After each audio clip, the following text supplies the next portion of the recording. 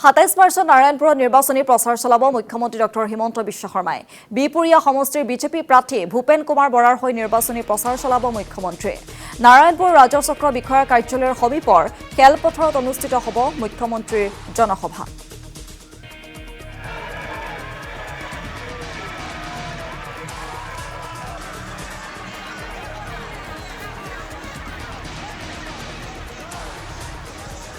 বিপুৰীয়া সমষ্টিত অসমৰ মাননীয় মুখ্যমন্ত্ৰী ডক্টৰ হিমন্ত বিশ্ব শৰ্মা ডাঙৰীয়াই 27 তাৰিখে পুৱা 10 বজাত আমাৰ এইখন ফিল্ডতে এখন বিশাল জনসভাত যোগদান কৰিব।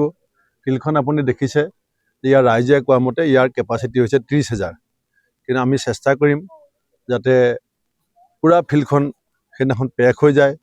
আৰু লগতে আমি বিপুৰীয়া সমষ্টিবাসী ৰাইজক আপোনাৰ এই জনপ্ৰিয় সংবাদ মাধ্যমৰ জৰিয়তে নিমন্ত্ৰণো দিছোঁ, আৰু ৰাইজে যাতে আহি মুখ্যমন্ত্ৰীগৰাকীৰ কথা শুনে। কাৰণ মুখ্যমন্ত্ৰীগৰাকীয়ে যোৱা 2 মাৰ্চত আহোঁতে বিহপুৰীয়াবাসীক এটা বাৰ্তা দিছিলে যে যোৱা 5 বছৰত বিহপুৰীয়াত যিমান কাম হৈছে অহা 5 বছৰত তাৰ 4 গুণ কাম হ'ব।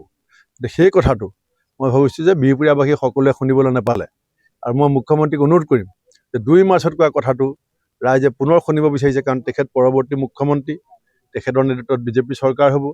গতিকে তেখেতৰ কথাখিনি আমাৰ বিহপুৰীয়াৰ কাৰণে বৰ গুৰুত্বপূৰ্ণ। আৰু বিহপুৰীয়াবাসীৰ ডাঙৰ 2টা ডিমাণ্ড আছে। এটা হৈছে সমজিলা লাগে ৰাইজক, মোক কৈ আছে, আৰু এটা হৈছে মানে ডাঙৰ ইণ্ডাষ্ট্ৰী এটা লাগে, যেনেকৈ জাগিৰোডত দিছে ছেমি কণ্ডাক্টৰ। তেনেকুৱা ইনভেষ্টমেণ্ট ছাবমিটত মুখ্যমন্ত্ৰীয়ে বহু লাখ কোটি টকা অসমলৈ আনিছে। গতিকে 12 বৈষ্ণৱৰ জন্মস্থানত বিহপুৰীয়াবাসীয়ে এটা ছেমি কণ্ডাক্টৰ সদৃশ উদ্যোগ বিচাৰিছে। ৰাইজে মাটি চাই দিম বুলি কৈছে। ওচৰতে এয়াৰপৰ্ট আছে, অৰুণাচলৰ লাইট আছে, আৰু আমাৰ ইয়াত শান্তি আছে। গতিকে আমাক এটা ডাঙৰ উদ্যোগ লাগে। এই কথাবিলাক বিহপুৰীয়াবাসীৰ ৰাইজৰ দাবী। সেইদিনাখন মুখ্যমন্ত্ৰীক আমি চবে ধৰিম যাতে মুখ্যমন্ত্ৰীয়ে তেনেকুৱা দাবীৰ ক্ষেত্ৰত ৰাইজক এটা সঁহাৰি দিয়ে।